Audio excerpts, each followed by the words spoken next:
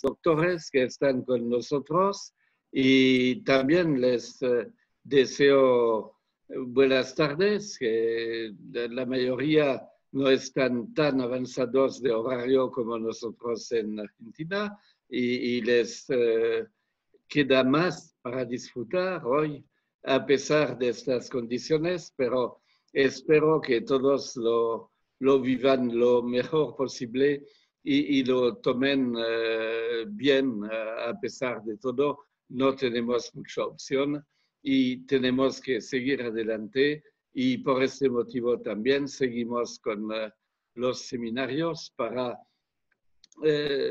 entretener en forma útil esta cuarentena, este proceso de aislamiento. Y hoy vamos a hablar de estos pequeños problemas o a veces un poco más grandes que traen los pacientes después de los procedimientos faciales no quirúrgicos y que a nosotros también nos ocasionan a veces problemas.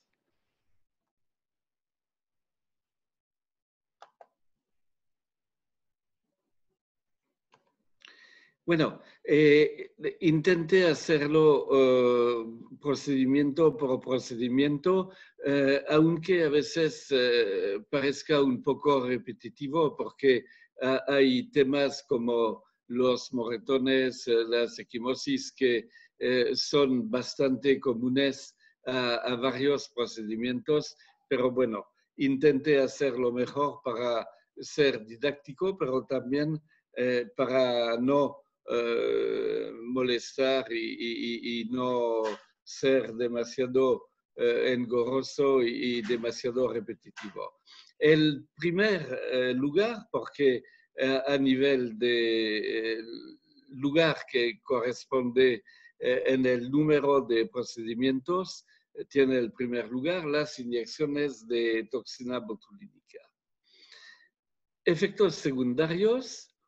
Primero, el dolor del sitio de inyección.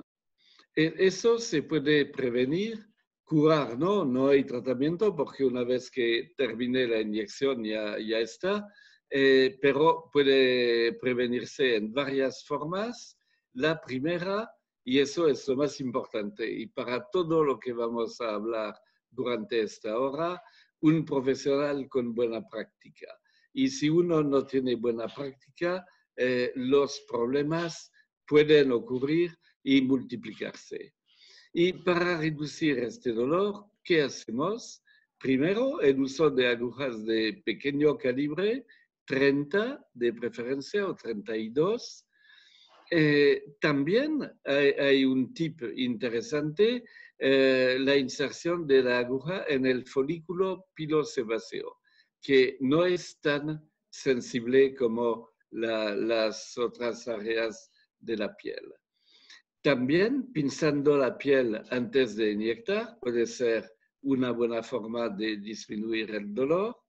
El tip del día, eso funciona muy bien, es de pegar leves golpes con el índice de la otra mano, de la que no tiene la jeringa, sobre la piel del paciente y para, entre comillas, engañarlo, está sintiendo estos golpitos y siente menos el dolor y está pensando menos en el dolor que puede ocurrir.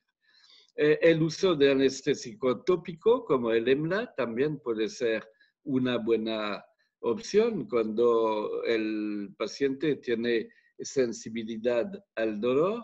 Y el tip más simple y más barato es aplicar hielo en el sitio de tratamiento y aplicarlo incluso antes del inicio de las inyecciones.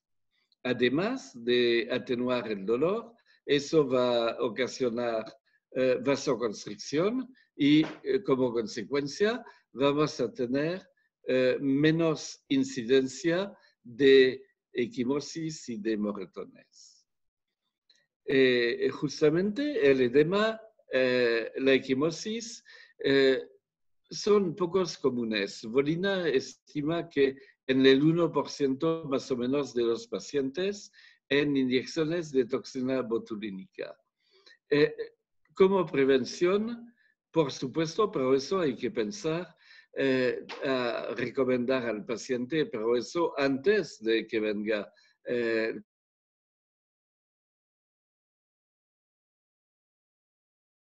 de anticoagulantes durante los 7 a 10 días antes del procedimiento. Y cuando hablamos de anticoagulantes, hablamos de tratamientos médicos que pueden recetar los cardiólogos, pero también de aspirina, aunque sea en dosis bajas, y también los antiinflamatorios no esteroides que están teniendo una leve propiedad anticoagulante. Recomendar al paciente de evitar el tabaco y la toma de alcohol durante el mismo periodo. También cuando se termina con la inyección en un punto, justo después de esta, una presión firme y directa con el dedo sobre el punto para evitar equimosis. De vuelta, el uso de agujas de pequeño calibre también tiene beneficio en la ocurrencia de edema de equimosis. El hielo, de vuelta, y el tip del día, y eso les garantizo que funciona muy bien. Estamos todos en países donde la homeopatía no es algo muy común, algo muy difundido como puede ser en Francia o en Alemania. Aunque en estos dos países también tiene, no quiero decir enemigos, pero escépticos. Hay muchas personas que dudan de este tipo de medicina, pero algo que puedo realmente garantizar, el tratamiento para evitar las equimosis, el edema.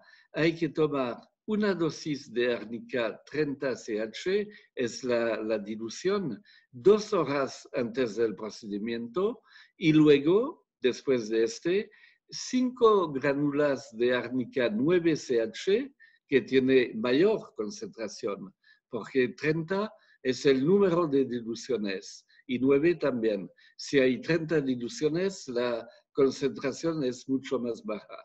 Entonces, 5 granulas de árnica 9 CH cada 3 horas durante los 2 días que siguen el procedimiento.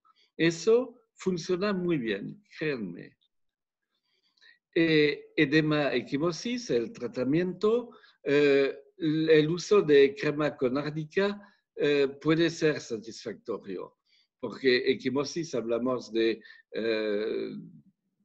realmente de lesiones mínimas. El Postopix crema, vamos a volver sobre el producto, porque es un producto que tiene muchas indicaciones en los temas que nos interesan, y hay que recordarse algo: la primera aplicación antes de salir del consultorio. Terminamos las inyecciones, aplicamos el producto. Porque si no, ¿qué pasa? Pasa el tiempo, el paciente va a ir a la farmacia no tiene el producto, lo va a pedir para el día siguiente y la equimosis, el edema se van a instalar. Por eso se necesita realmente la primera aplicación en el consultorio. Puede haber también hipoestesia transitoria en el sitio de inyección, y esto se debe normalmente no a la toxina, sino al edema o a un traumatismo leve local al punto de inyección. Y está bien comprobado que la inyección intraneural directa de toxina botulínica en ratas no ocasiona daño permanente a los nervios. O sea, esta hipoestesia siempre va a ser transitoria y no podemos dañar a los nervios en forma permanente inyectando por accidente la toxina en un nervio. Los moretones son normalmente leves con las inyecciones de toxina botulínica y reportados en el 11%, entre el 11 y el 25% de los pacientes cuando hay inyecciones de toxina botulínica. Pero, por supuesto, esta tasa puede ser mucho más alta en pacientes que tomarían los anticoagulantes que ya mencionamos sin cuidarse y sin interrumpir el tratamiento. Para reducir estos moretones, siempre lo mismo, las agujas de calibre pequeño, el hielo previamente a la inyección, inyectando en forma intradérmica, por supuesto. ¿Qué más? El tratamiento, el árnica tópico, en este caso no es muy útil, porque el moretón es más importante que una equimosis y el árnica no es suficiente. Hacen falta la vitamina K tópica, donde existe, y preparaciones tópicas como el Postopix. Puede ocurrir infección cutánea, pero no tendría que ser, porque lo que pasó seguramente hubo una limpieza incorrecta de la piel del sitio de inyección y eso es una precaución que debemos tomar. En caso de ocurrencia, usar un antibiótico tópico y normalmente el uso de antibiótico sistémico no es necesario en esta indicación. Puede haber piel seca y descamación, a veces el paciente se queja, utilizar un hidratante, obviamente, y el dolor de cabeza. Eso, cuando miramos la literatura, nos damos cuenta que en hasta el 53% de los pacientes puede haber dolor de cabeza, pero leve, de duración corta, no es nada muy intenso ni muy serio. Y cuidado con eso, sabiendo que es bastante común, el paciente puede tomar ibuprofeno, aspirina, cualquier cosa. Hay que anticipar y decir al paciente, si eso pasa, bueno, paracetamol y nada más. Ahora pasamos a las inyecciones de relleno. Y acá tenemos más efectos secundarios. El dolor en el sitio de inyección, pero en forma contraria a la toxina botulínica, solamente en el momento de introducir la aguja. La inyección del relleno no es dolorosa, el dolor se va a sentir con la picazón de la aguja y nada más. Y por este motivo no hacen falta anestésicos locales. Y yo personalmente considero un error introducir anestésico local dentro de la inyección, como lo hacen algunos laboratorios, porque no hace falta y realmente es un uso inconsiderado de anestésicos locales. Bueno, el edema, el eritema, la picazón, esos son temas consecutivos a una inflamación localizada en el punto de inyección y casi siempre se resuelve solo en un día. Y eso aparece en forma más frecuente con los productos de efecto de larga duración, por el tema del tamaño molecular de estos productos. Con el Restylane o el Perlan aparece en forma más frecuente que con otros que tienen una viscosidad más baja. Y puede ser hasta el 93,5%. O sea, que cuando eso ocurre, no tengan mala conciencia pensando que quizás hice algo mal y podía hacerlo mejor. No, es algo muy, muy común para todos nosotros. Y puede tratarse, si realmente molesta al paciente, con corticoides tópicos. Acá tenemos un ejemplo de este eritema, pero normalmente es algo que pasa muy, muy rápido. Los moretones es bastante frecuente en aproximadamente el 20% de los pacientes, según una publicación, pero yo creo, de lo que escucho, de lo que veo, de lo que hago, que son más del 20%. El que tiene el 20% en sus pacientes, me parece que tiene suerte. Y por supuesto, tasas más altas con los anticoagulantes. De vuelta, hay que utilizar microcánulas flexibles, agujas de pequeño tamaño, pero también microcánulas flexibles. Y eso, hay un estudio de eso, y la incidencia de moretones utilizando estas microcánulas es de la mitad de cuando uno usa una aguja de 30. La aplicación de hielo también antes de proceder con las inyecciones, la interrupción de los anticoagulantes, si hablamos de eso, el árnica tópico no sirve para nada en eso normalmente, y de vuelta hay que orientarse a la vitamina K tópica o al Postopix. Aquí tenemos un moretón bastante grande, me imagino la desesperación de esta paciente. Y aquí tenemos casos personales. Esta señora tiene anticoagulante recetado por un cardiólogo y no puede pagarlo. Entonces, cada vez es un desastre. Hay moretones muy importantes, hay realmente un problema social para la señora porque se nota que vino a hacerse inyecciones. Y miren con el Postopix, pero el Postopix aplicándolo después de la sesión, inmediatamente después, antes de la salida de la paciente y siguiendo. Y miren que el día 5, a pesar de su tratamiento anticoagulante, está casi perfecta. Hay otra paciente acá, bueno, no tiene el mismo problema, tiene moretones más leves, pero tiene, y ven que en 4 días de vuelta no tiene más cuando se usó Postopix. Y eso es la regla de Postopix, 4 días. Normalmente el 5.º día no queda nada. Otros efectos secundarios, la infección cutánea, lo mismo que con la toxina botulínica, no tendría que pasar eso, de limpiar correctamente la piel, no tendría que pasar.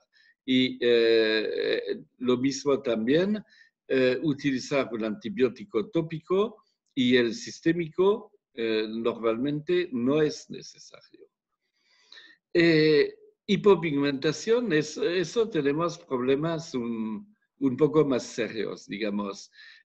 Puede haber hipopigmentación consecutiva a la inyección, pero eso no se debe al producto, se debe a la inyección en sí misma y normalmente en pocas semanas desaparece. Y la hiperpigmentación, este es un fenómeno postinflamatorio, por supuesto, y hay que usar una crema despigmentante.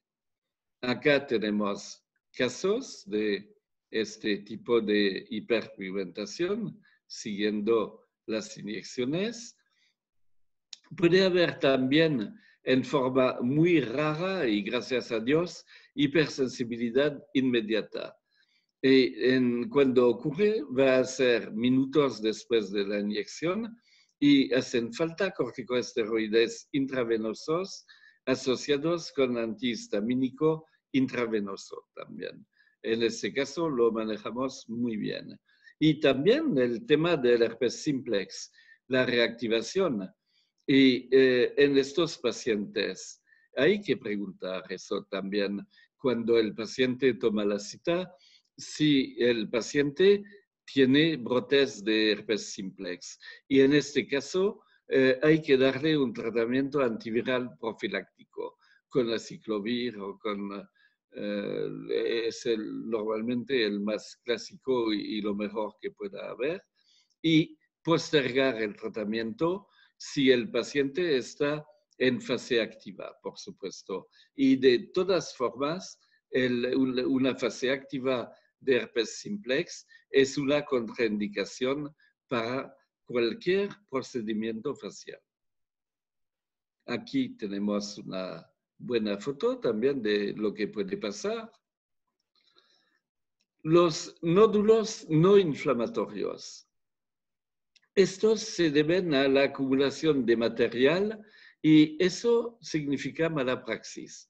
El problema es que si me pasa eso, puse demasiado material en un lugar determinado y se acumuló el material y no tendría que ser. O también puede ser que use un relleno que no conviene para esta indicación, para esta localización. En cualquier caso, se acumula el material, eso se nota minutos después de la inyección, se nota en forma casi inmediata. Si estamos haciendo ácido hialurónico, en este caso se utiliza inmediatamente hialuronidasa y de lo contrario, por supuesto, si estoy utilizando otro material que no sea hialurónico, la hialuronidasa no sirve. Y el protocolo es el siguiente. Primero, un masaje vigoroso. Si no pasa, extrusión. Si sigue igual, disrupción con lidocaína y masaje. Y si no sirve, esteroides intralesionales. Y si tampoco sirve, 3 o más inyecciones de 0,5 mililitros de 5-fluoracilo a 50 miligramos por mililitro, más 0,3 mililitros de triamcinolona al 1%, más 0,2 mililitros de lidocaína al 2% con adrenalina. Eso realmente funciona muy bien, pero no siempre hay que llegar a esta extremidad y a veces con solamente un masaje o con lidocaína desaparece. Acá tenemos ejemplos de estas acumulaciones de material que hacen nódulos no inflamatorios, pero el nódulo puede ser inflamatorio también. Y en este caso no es la misma causa, la causa va a ser la ocurrencia de un biofilm bacteriano. Son difíciles de tratar. El primer paso siempre va a ser un tratamiento antibiótico con ciprofloxacina 500 miligramos 2 veces al día y asociados los dos, claritromicina 500 miligramos 2 veces al día y eso durante 4 a 6 semanas. Es un tratamiento largo. Si es de 4 días o 5 días, como lo hace el odontólogo, no sirve para nada en este caso. Hay que respetar por lo menos este mes de duración. Y antes de terminar el tratamiento, no hay que usar corticoides intralesionales. Los corticoides intralesionales son para después de terminar el tratamiento antibiótico, de ser necesario. En este momento, si el relleno es hialurónico, igual usar hialuronidasa.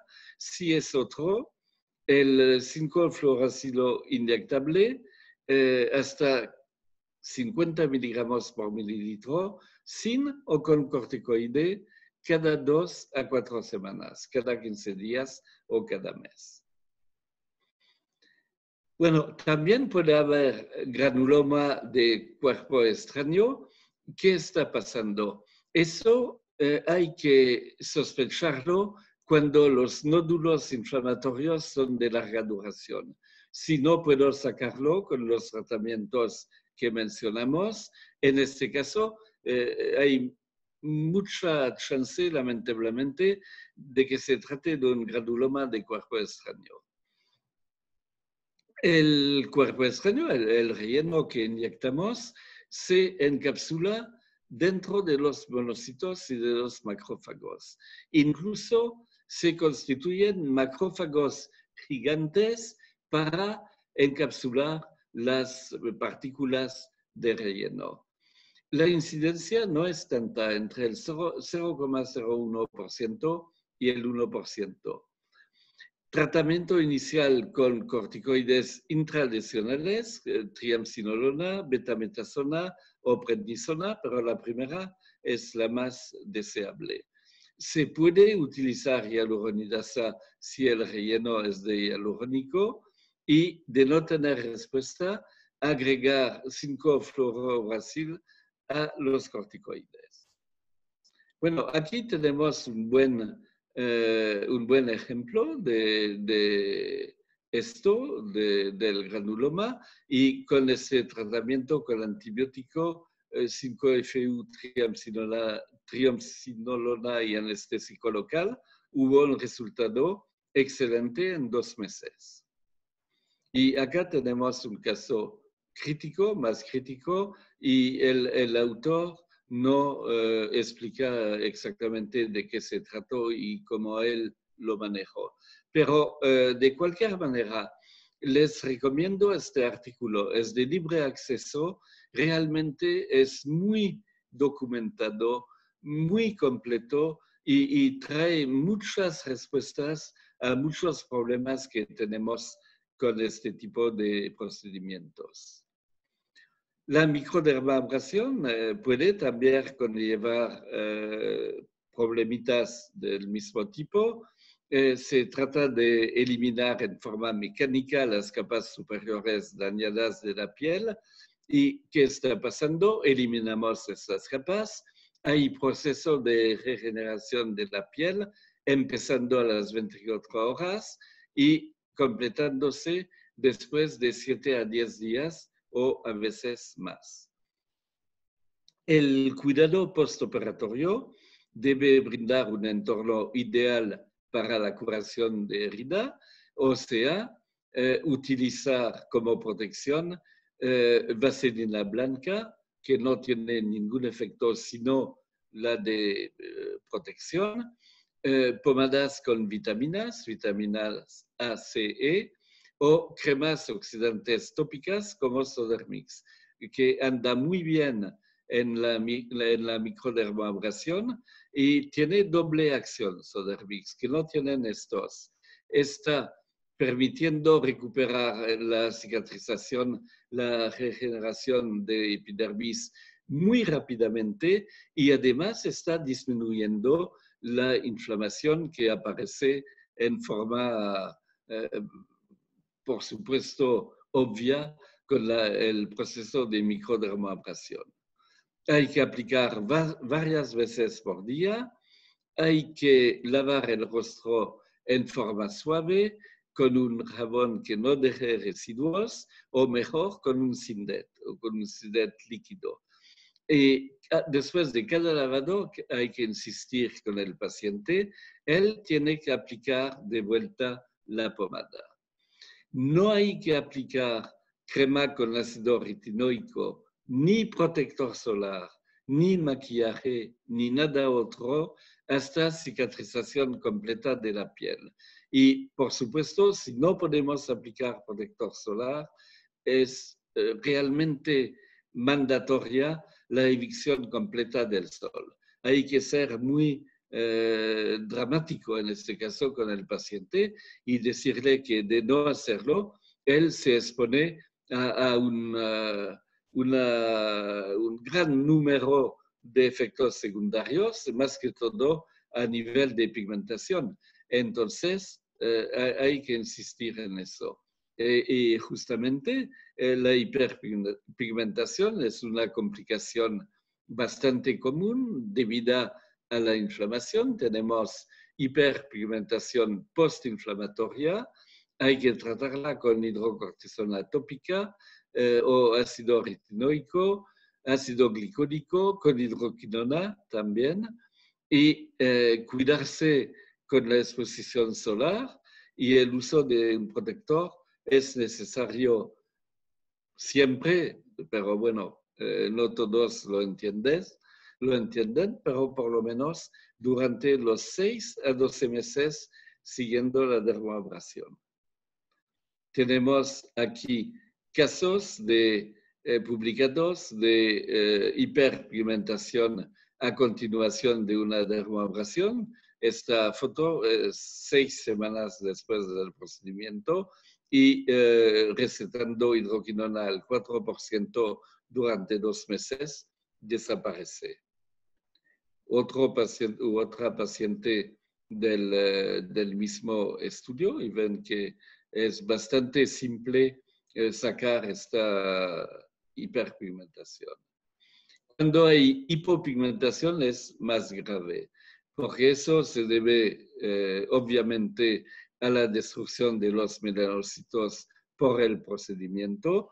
Los melanocitos no pueden regenerarse y lamentablemente va a ser permanente. Va a ser como un vitíligo o algo así que ocasionamos con la microdermoabrasión.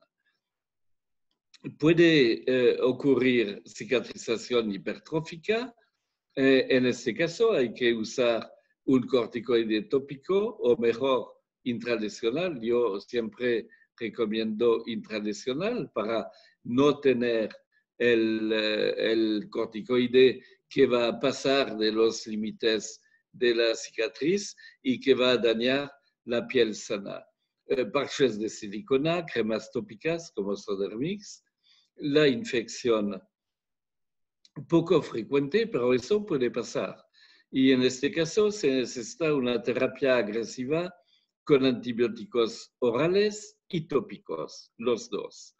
Y también estamos molestando el herpes virus y un brote siempre puede ocurrir en un paciente que suele tener y en este caso hay que tratarlo con aciclovir oral y tópico hasta resolución completa.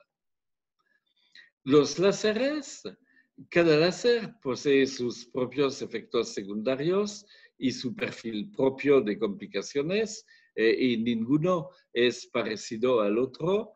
Y sabiendo que los láseres ablativos de rejuvenecimiento de antigua generación, como el CO2 o el Erbium, tienen un perfil de riesgo alto comparado con láseres no ablativos y láseres fraccionales. La hiperpigmentación es bastante común y más común en pacientes de fototipo más alto o recién bronceados. Y una recomendación, si la paciente tiene, y lo tenemos en Europa, tiene fototipo 2 y se fue de vacaciones en este momento en Europa y vuelve después de 3 semanas bronceada, hay que evitar las sesiones de láser a la vuelta de la paciente, que pierda un poco el bronceo y después es mucho más recomendable esperar un mes y no tener esos problemas. Es bastante común después del rejuvenecimiento ablativo, con una duración de 3 a 4 meses, y casi siempre es un fenómeno temporario y responde muy bien a productos como hidroquinona y de cualquier manera se aclara con el tiempo, incluso sin tratamiento. Y cuidado también con la aplicación excesiva del enfriamiento durante el procedimiento, porque eso, ¿qué va a pasar? Va a pasar al revés, va a pasar que el melanocito es muy friolento y el melanocito, si la temperatura baja demasiado, vamos a matarlo al melanocito y vamos a tener hipopigmentación en este caso. El eritema postoperatorio es bastante muy conocido después de sesiones de láser. Algún grado de eritema depende del procedimiento durante menos de 24 horas. Eso es algo que siempre se observa y también puede ser más prolongado en todos los pacientes después de sesiones de láser de rejuvenecimiento ablativo, y la duración puede ser unos días hasta varios meses. Y ni hablar de la complicación que eso trae al paciente en su vida diaria, en su vida social, y no hay duda que en este caso el paciente va a reclamar asistencia y ayuda para encontrar una solución. La solución son los esteroides tópicos, la superostodismutasa tópica anda muy bien en eso, y la duración de eritema es mucho más corta aplicándola. Y también se mencionó la perfluorocalina tópica, que es una crema que brinda oxígeno a las células. Está utilizada más que todo, es un invento gringo, eso lo inventaron en Estados Unidos y está muy utilizada en úlceras, en patologías como estas, pero también se utilizó post-láser y parece que brinda buen resultado. Y aquí tenemos justamente utilizando la fluorocalina 2 veces por día, la progresión, la evolución del eritema. Y aquí también otro caso.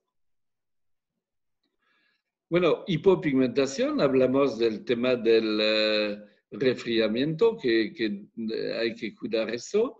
Es posible también, después de usar láseres enfocando la melanina, obviamente, bastante común cuando uno saca los tatuajes o las lesiones pigmentadas, se observa con mayor frecuencia después de tratamientos múltiples y en tipos de piel más oscuros, que son más sensibles a este riesgo.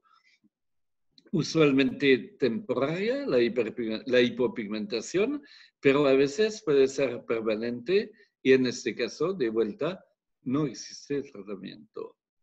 La milia también es bastante común después del rejuvenecimiento de piel con el láser de CO2 o erbium.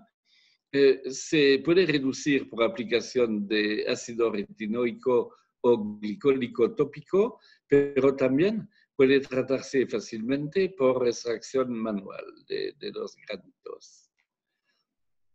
La depilación láser, y eso a veces hay complicaciones, no tanto por el procedimiento, pero porque muchas veces no lo hacemos nosotros y estamos confiando el proceso, el procedimiento a personas ayudantes que no tienen suficiente capacitación. Tenemos que cuidarnos con eso, dar la capacitación adecuada a las personas que van a manejar este láser y con eso vamos a evitar muchas complicaciones.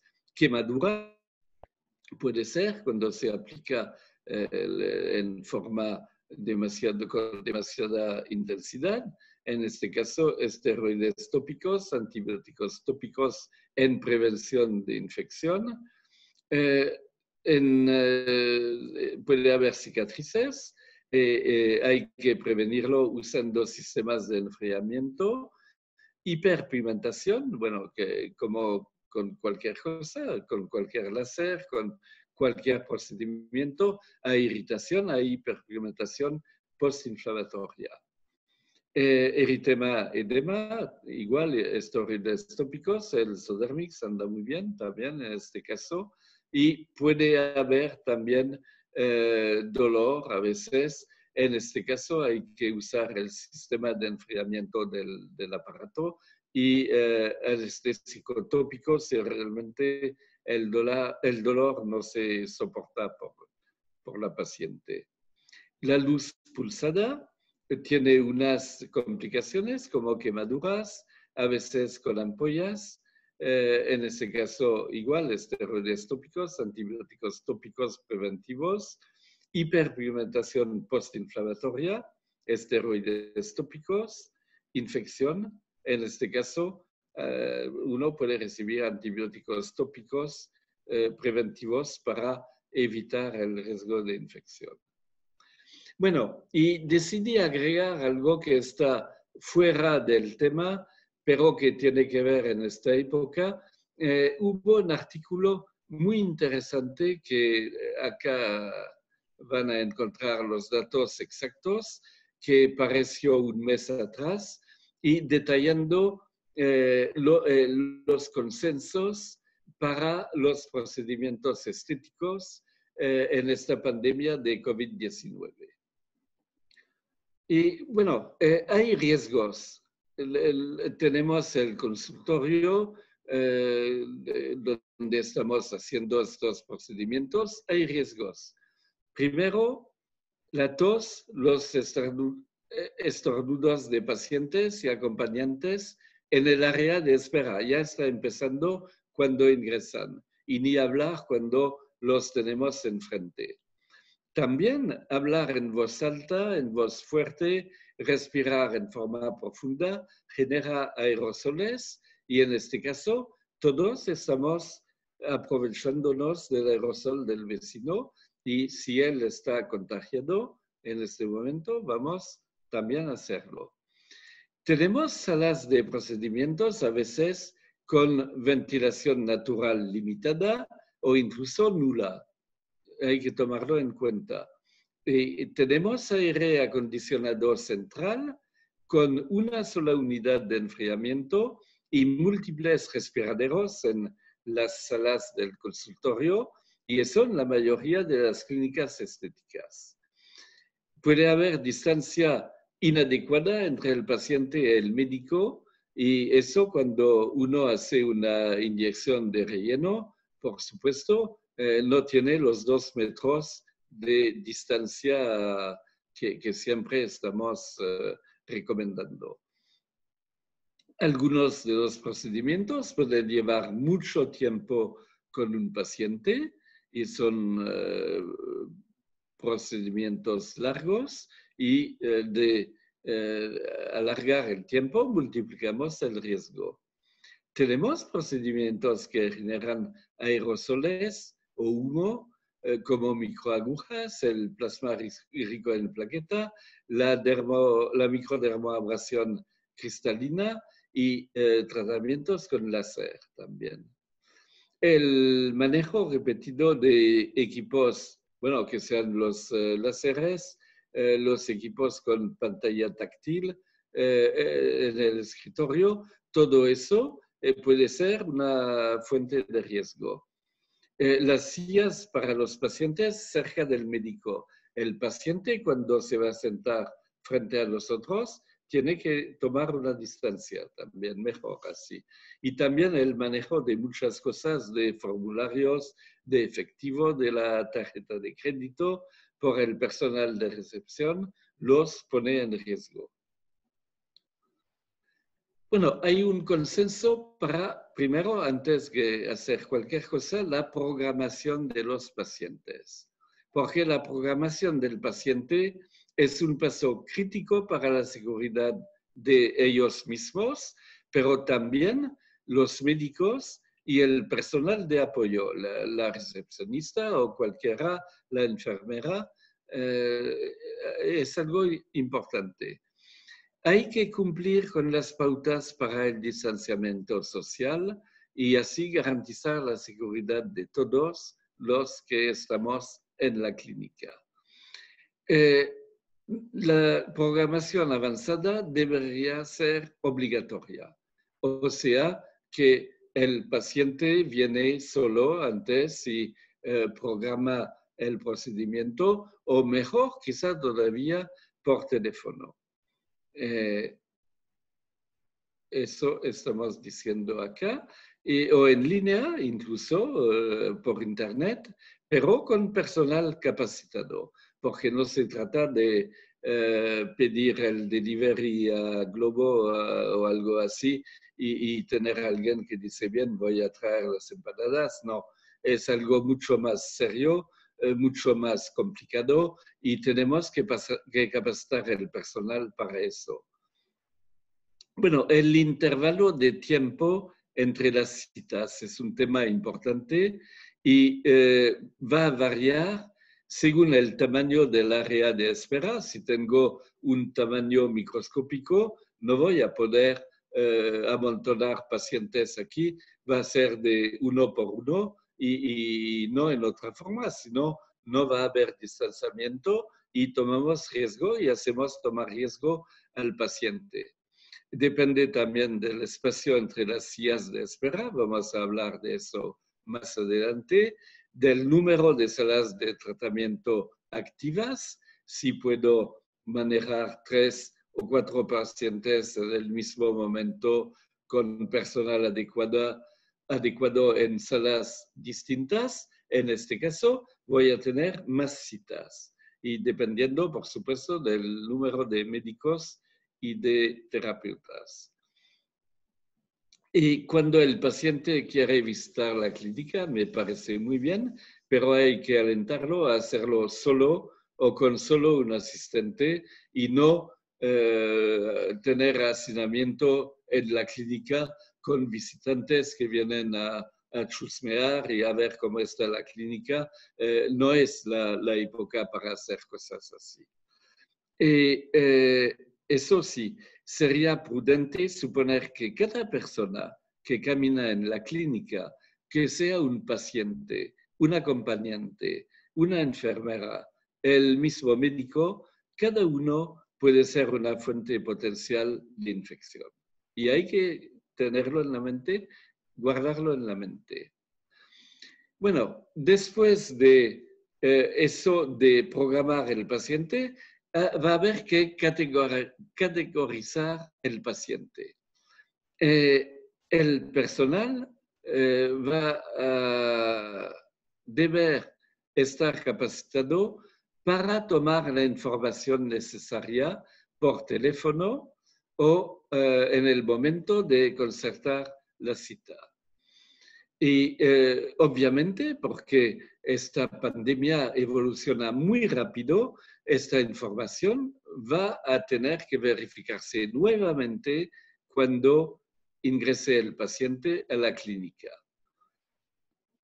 Y cuando el paciente viene sin cita previa, no tendría que ser. Pero bueno, imaginemos que pase, la toma de historia se vuelve aún más crítica y debe hacerse a la hora de llegada, pero con el riesgo de que el paciente esté contagiado y en vez de descubrirlo por teléfono, lo descubrimos frente a frente con el paciente. Hay que grabar la temperatura con dispositivo portátil, sin contacto, y bueno, como hacen en cualquier shopping o cualquier lugar comercial, en la misma forma, si no lo hacemos nosotros, realmente estamos en falta. Y hay que designar personal experimentado para tomar el historial del paciente. Y el historial del paciente incluye viajes, y no solo afuera, porque ahora no hay más aviones, es más complicado. Pero aquí en Córdoba, tomo un ejemplo, en la provincia tenemos focos, tenemos clúster de COVID-19 y sabemos que si el paciente viajó ayer o la semana pasada en tal municipalidad, el paciente tiene riesgo, sin duda, más que el paciente que se quedó en su casa y sin hacer nada. La ocupación del paciente también. Si el paciente maneja un colectivo, si es fletero o algo así, presenta mucho más riesgo que un paciente, que una ama de casa, una persona que se queda tranquila, que tiene poco contacto con los demás. Los contactos tienen también mucha importancia. Hay que intentar saber si no estuvo en contacto también con una persona contagiada y si vive en un clúster, ¿por qué no? Eso puede pasar. Y por eso en inglés se llama Tour, Occupation, Contact and Cluster. El cuestionario se llama TOC. Bueno, ahora vamos a categorizar el paciente en función de los síntomas, si tiene, pero ojalá que no venga con tos al consultorio o no sé qué, porque en este caso tenemos todo perdido, todo mal. En función de sus síntomas, del famoso TOC y también del estatus que tiene en la comunidad. Puede ser asintomático con un TOC negativo. En este caso, el TOC negativo, digamos que no haya riesgo en la declaración, no haya riesgo visible. En este caso, bueno, hay que atender al paciente. Hay que tomar las medidas y todo, pero se puede atender al paciente. Si el paciente es asintomático y tiene el TOC positivo, o sea, que haya viajado a un lugar donde hay COVID o que tenga una profesión muy expuesta o algo así, en este caso, mejor posponer el tratamiento. Y si el paciente es sintomático, bueno, ni hablar. En este caso, hay que posponer y hay que derivarlo, por supuesto, a un centro de atención de la enfermedad.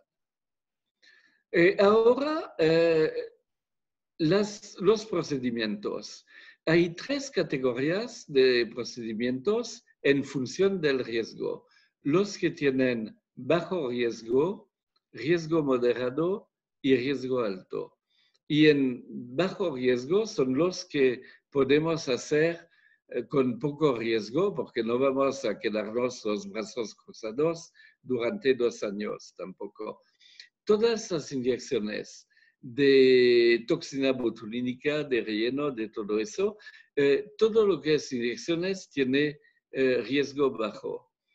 Las inyecciones de lipólisis también, las criolipólisis en el cuerpo, los láseres no ablativos o fraccionales, en lugares que no sean faciales.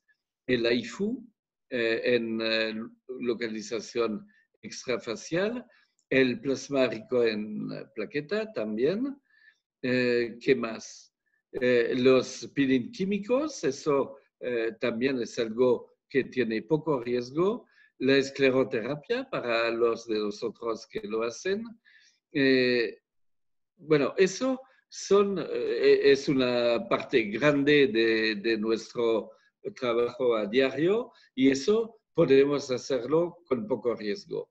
Pero acá hay procedimientos con más riesgo y acá con alto riesgo, que personalmente no recomiendo a nadie, estos procedimientos que generan aerosoles como algunos láseres, la microdermoabrasión, el dermajet, la micropigmentación, todo eso son realmente procedimientos de alto riesgo y me parece que no es el momento de ir a eso.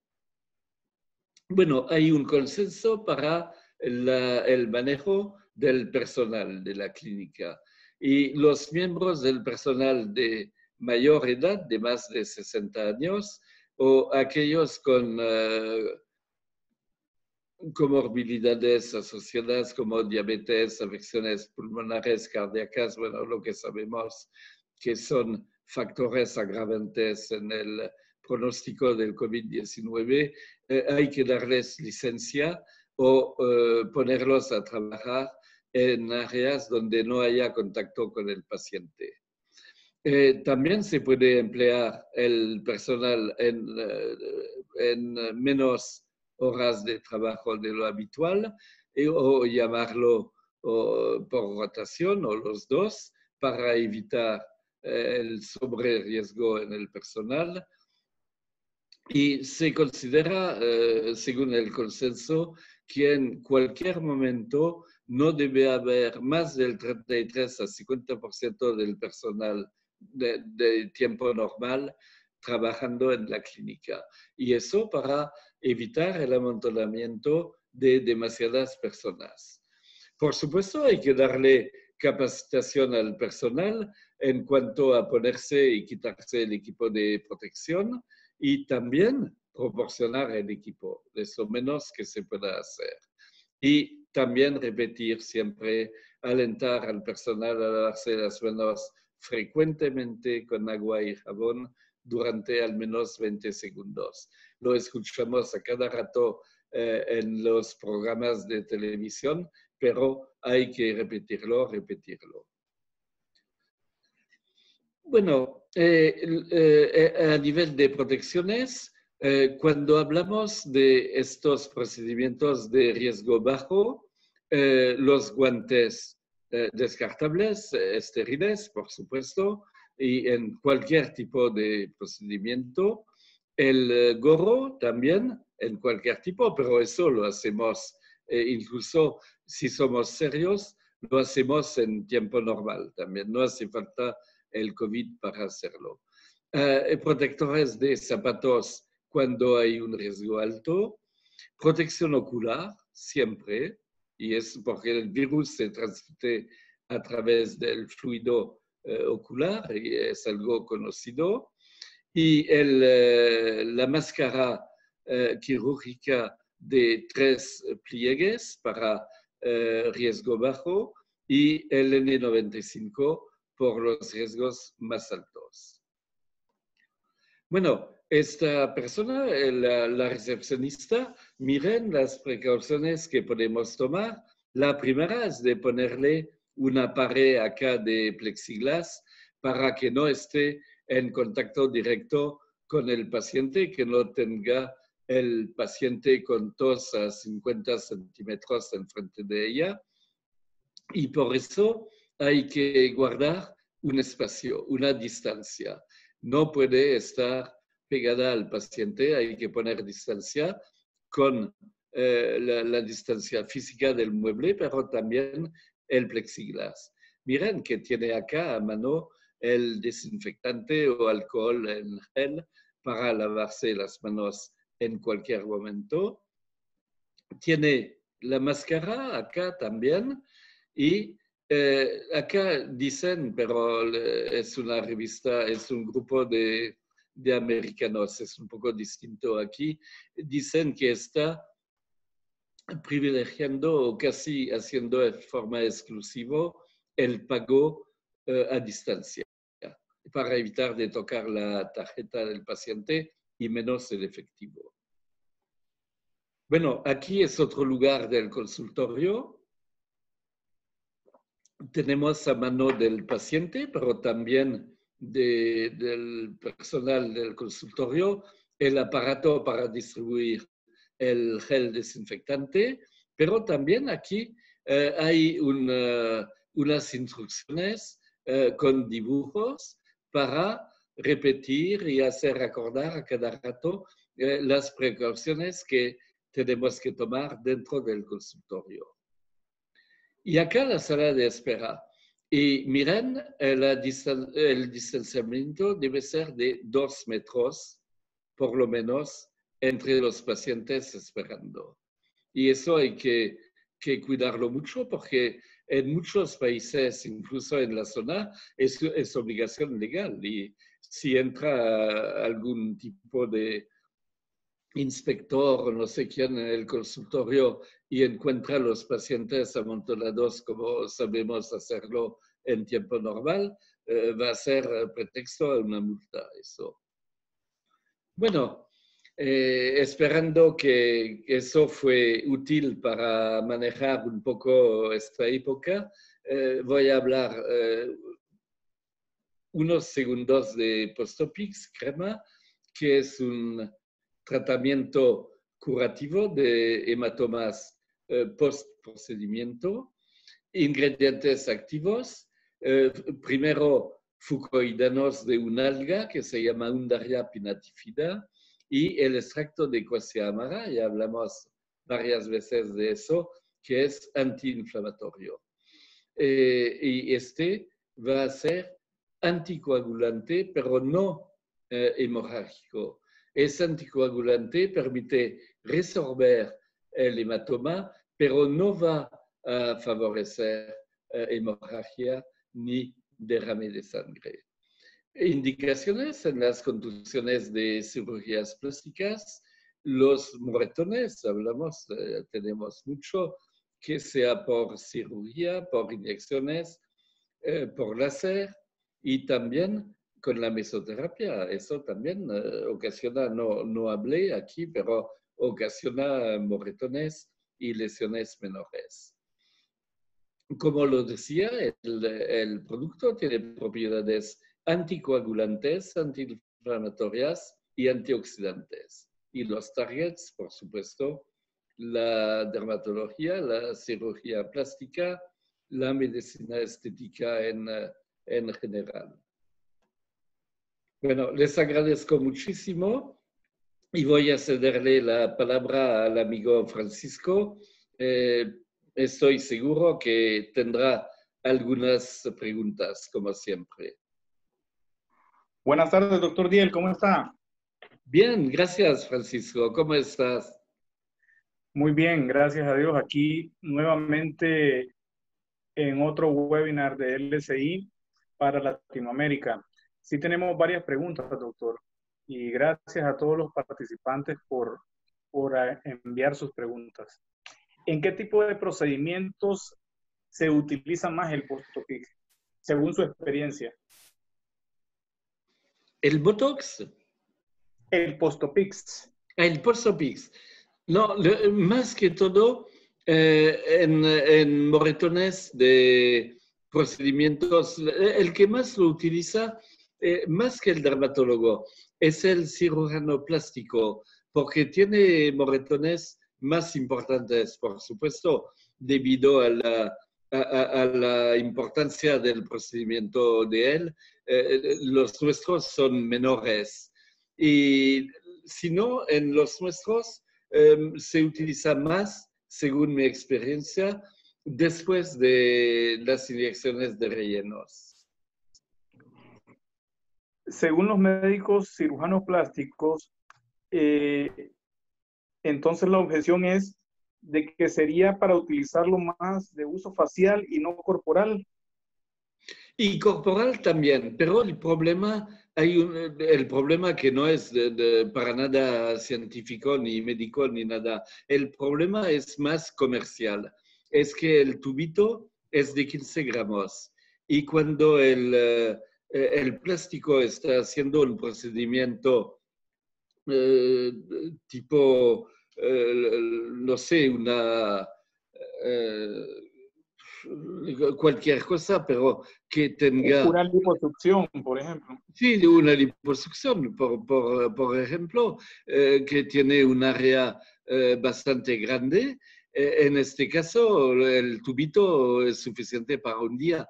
Hay un problema comercial y por este motivo vamos a sacar a partir de octubre un tubo de 75 gramos bien diseñado para estas indicaciones corporales. Sí, casualmente, doctor, por ahí iba la pregunta, porque mencionaban de que están claros que en el uso facial, según los procedimientos que usted mencionó, son los que más se utilizan. Sin embargo, en el uso corporal tienen la limitación del costo. Una nueva presentación, en este caso, de Post-Opix de 75 gramos, dijo. Sí, claro. Y voy a contarle un poco de historia en eso para explicar por qué el tubo fue pequeño. Porque la idea al principio, y no fui más allá de esta idea, lamentablemente tenía la mente cerrada y solo me limité al tema de moretones post-inyecciones faciales. Y en este caso el producto es muy activo, además es muy eficaz, hace falta muy poco producto para conseguir resultado. y muy poco tiempo. Entonces se decidió hacer una presentación pequeña. Y la verdad que no me vino al principio la idea de utilizarlo en procedimientos corporales y fue un error. Fue un error de posicionamiento, claramente. Pero lo bueno es que está mencionando que a muy corto plazo ya se tendrá la presentación corporal de Postopic. Sí, e incluso no nos toca a nosotros, pero en algunos lugares, no sé si en Centroamérica, donde está bastante famoso el producto, hay incluso traumatólogos o ortopedistas que lo recetan. Sí, el segmento sería mucho más amplio de médicos, ya haciendo esta división, el Postopic de 15 gramos para uso facial y el Postopic de 75 gramos para uso corporal. Así va a ser, Francisco, y que todos se queden tranquilos. El producto adentro del tubo va a ser rigurosamente idéntico. No va a haber ninguna diferencia, sino del volumen de crema. Excelente, doctor. Muy buena noticia y muy buena la aclaración para el futuro del producto Postopic, que conocemos de su efectividad, pero que necesitaba ese posicionamiento, como usted bien lo menciona. Otra pregunta, doctor. ¿Cuál es el mecanismo de acción del Postopic? Es un doble mecanismo, perdón, a través del extracto de alga que mencioné, que se llama Undaria, y de los fucoidanos que contiene, tenemos una actividad anticoagulante de tipo vitamina K, de tipo heparina, que se usa también en estas indicaciones, pero con el inconveniente de que ocasionan hemorragias. Y los fucoidanos del Undaria tienen la propiedad anticoagulante, pero al revés están parando la hemorragia. Entonces tenemos un candidato ideal y tenemos un producto que sin riesgo para el tema vascular. Y al lado está el extracto de Quassia amara, que es un antiinflamatorio fuerte y necesitamos eso después de un procedimiento. Siempre hay agresión a la piel, agresión al organismo y inflamación en cualquier caso. Y necesitamos antiinflamatorio y por eso se agregó el extracto de Quassia amara. Otra pregunta. Según su experiencia, para lograr mejores resultados, ¿cómo debe ser la aplicación o el uso del Postopic en el paciente? Bueno, es una pregunta excelente porque no insistí mucho en eso. Lo más importante para mí, según mi experiencia, es hacer la primera aplicación en el consultorio, como yo decía, y no darle un papelito a la paciente con el nombre del producto y que vaya a comprarlo, porque la paciente más todavía si sale tarde del consultorio, va a decir, bueno, voy a preparar la cena en casa y mañana voy a comprarlo. Y el daño ya está hecho, el moretón ya se instaló. En el acto, cuando se termina la sesión, hay que aplicar sobre los moretones el Postopix. Y por eso hay que regalarle al médico un tubo para su práctica para que pueda hacerlo. Y a partir de eso, recomendar a la paciente, por supuesto, que vaya a comprarlo y se debe aplicar por lo menos 2 o 3 veces por día. Más, no hay problema. Menos, hay menos efecto. Y durante el tiempo necesario. Y hay dos cosas. La primera, el producto, si uno no sabe de qué se trata y prueba el producto como hacemos en el consultorio así, cuando viene el visitador médico y voy a probar para ver. Y bueno, mi impresión va a ser mala, porque el producto pega un poco y no se, digamos que no se extiende fácilmente, no penetra fácilmente tampoco, pero todo eso lo hacemos a propósito. ¿Por qué? Para que el paciente pueda ejercer un masaje. Le hace falta un masaje también en el caso de un moretón. Entonces, la textura del producto es totalmente sabido, es algo que buscamos y no es que sea, bueno, una textura más o menos. Y otra cosa también es la regla de los 4 días. Y realmente nos damos cuenta, y eso por experiencia, incluso tengo fotos, pero no las puse acá porque no era el lugar, de lesiones vasculares importantes después de cirugía vascular, donde hay moretones grandes, y a los 4 días casi desapareció todo. Igual que el moretón sea microscópico o que sea más grande, los 4 días realmente es un tema común a todas las indicaciones de Postopix. Muy bien. ¿El Postopix se puede usar en hematoma facial por traumatismo? Sí, por supuesto. E incluso si a veces hay una lesión, bueno, está el moretón, pero también hay una lesión cutánea, la epidermis no queda intacta, y en este caso también, porque repito que no hay riesgo de hemorragia como aplicando heparina, por ejemplo. ¿También se puede utilizar el producto en hematomas post-escleroterapia? Claro, es una excelente pregunta y una excelente indicación. Y estamos promocionando con el flebólogo también, porque él busca este tipo de producto y hace falta.